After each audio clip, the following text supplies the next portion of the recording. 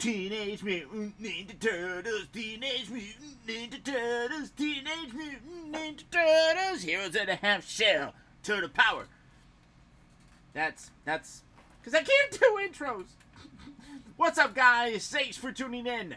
Once again, it's the one and only Optibotimus coming at you with another video review. And on today's episode, we are going to be taking a look at the new NECA Toys, Eastman and Laird's Teenage Mutant Ninja Turtles, Casey Jones, as he appeared in the original Mirage comics. Now, the interesting thing about him was he showed up later on, but he was introduced in a mini-series of sorts. The very first issue of Ninja Turtles is kind of an interesting one because Kevin Eastman and Peter Laird did not expect much to come of this. They had this crazy idea about Ninja Turtles, did this thing, this, get that out the way, it's a spoiler alert. Not really expecting a lot to come from it, which is why they ultimately killed, not Casey Jr., ultimately killed Shredder in that very first issue, because they didn't think that, you know, there was going to be anything more, so they killed the bad guy in it. But it was extremely popular. They did more comics. But they did a few one-shots. Each of the Turtles got a micro series. Raphael, Michelangelo, Donatello, and Leonardo. They all got their own individual kind of spotlight comic. And the very first one was Raphael, and his actually introduced Casey Jones. And him and Casey fought. So it was very much like that original 80s movie where Raphael and Casey Jones fought. You know, it was you know, I really liked that first one. A lot of people like Secret of the Ooze and stuff like that. That first one just is very dark and gritty like the original Mirage comics were, which is why I like that one so much. I love all the other ones, but Secret of the Ooze, and even the third one where they go to like ancient Japan, I enjoy that one as well. But Raphael fought Casey Jones in that, and it created this really fun anti-hero sort of situation where Casey takes the law into his own hands and tries to do good, but doing good means knowing that he's got to do some dirty things for the most part. So this is a great one to get. It is the first time, or it's the first appearance of Casey Jones, and his look and everything is really good. So really excited about getting it. For the package, you can see Eastman and Laird. You got an image of Casey Jones right there. I really like the box on the inside, how it kind of has like that like cityscape, much like the original look. Up close image of his face right there. The other side here, more pullback image of him. Come around to the back, you got images of him in the actual figure form. Got some other figures that we've already gotten right down here and everything, and that is it for the box. Now, Casey Jones, this guy, absolutely love him. Now, out of the box, you have to put this on him, but he comes with a bunch of different accessories. So he does come with his little golf bag of sorts. It's always been kind of a golf bag. This one's a very square one, so you have that. You just obviously slip it down, put it on him. Doesn't hinder anything or anything of that nature, so that's really nice. But you do get a couple bats with them. Really nice detail on these. I'm trying to see. They look like they're identical. Same striping or straps on them and everything. So you just get two of them, but you got this nice wood texture on it, which really feels very good. And then you got the tape elements on there, which is really nice. Get a real, let's see if you can get a close look. Yeah, something like that. And then you just take those, stick those down there. You also do get, because he comes with a golf bag, he comes with a golf club. Kind of feels like it's kind of short. Why do we keep knocking him down? Like, I feel like it should be a little bit longer, but maybe that's just, you know, a design choice. But you got the nice white head right up there. You got the shaft for it.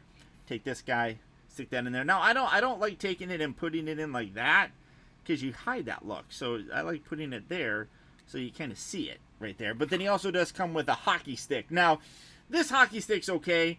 All the other variations of them comes with a goalie stick. This is not a goalie stick. This is just a regular player stick for the most part, but you can tell because it doesn't have the fatter section down here, and it's also not a longer kind of same kind of thickness down here for the blade. No bend. And, oh no, there actually is a little bit of a bend. That might just be from the way that it's designed. But hockey sticks in the early days did not have bends in them. As the time went on, they put a bend in them.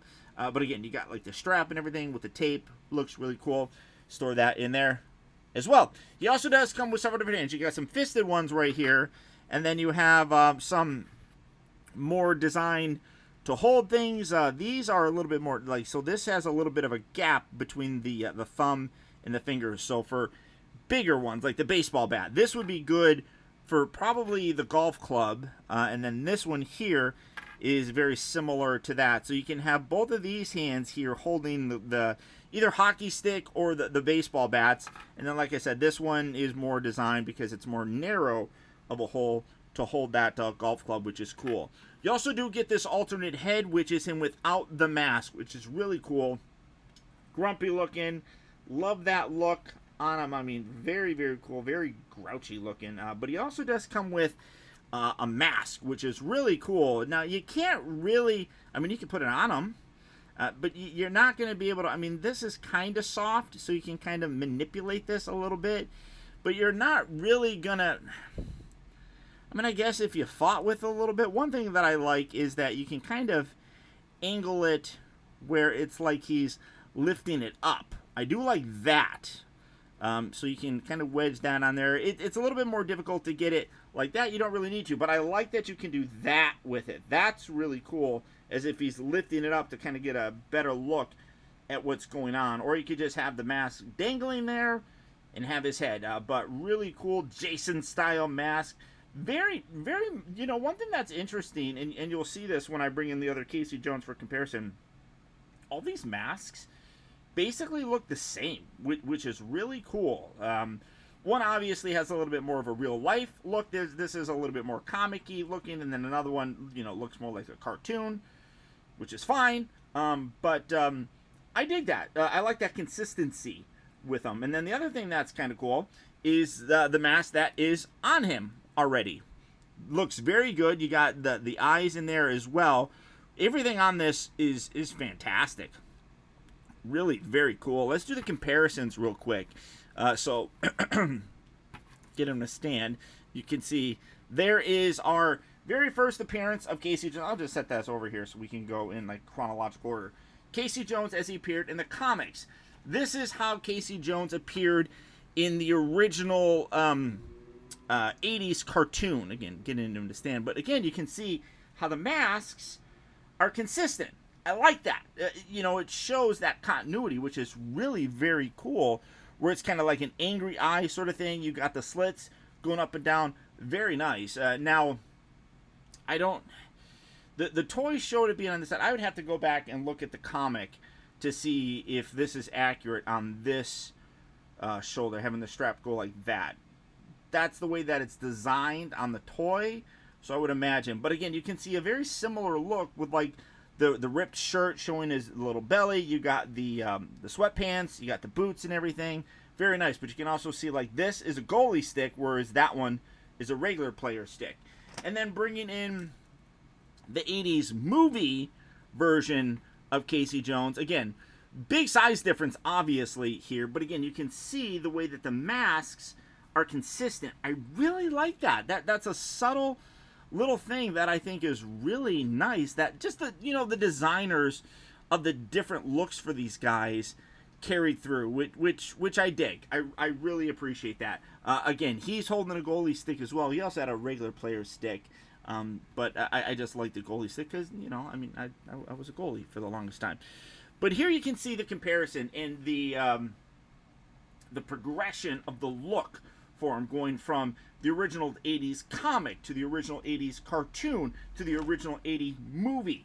There's a progression here, but you can see that this one gets a little bit more different from this, where he's wearing like a long shirt. He's still, you know, still looks a little bit grungy, but, you know, he's got like this longer shirt. He's got a jacket or a little vest on him. He's still wearing the sweatpants and everything. All of them are wearing gloves, as you can see, but really very cool in terms of the overall aesthetic on these guys. I love the consistency. That's really very nice to see, and I dig it. And that's a kudos to the way that the designs were created, and then how NECA recreated them, which I really do appreciate. Articulation wise, and look, I love the line work on here. Again, makes it look like he was in the comics. Now, when we first saw him, he was black and white. I have since sold my black and white Ninja Turtles. I didn't want to have to, but times just forced it. So I'm going to try to now collect the color versions of them, which they're okay.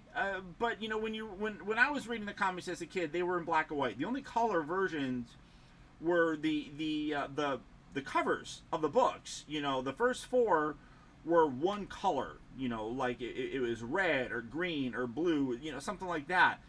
And then when you got into the comics itself, the comic pages were black and white.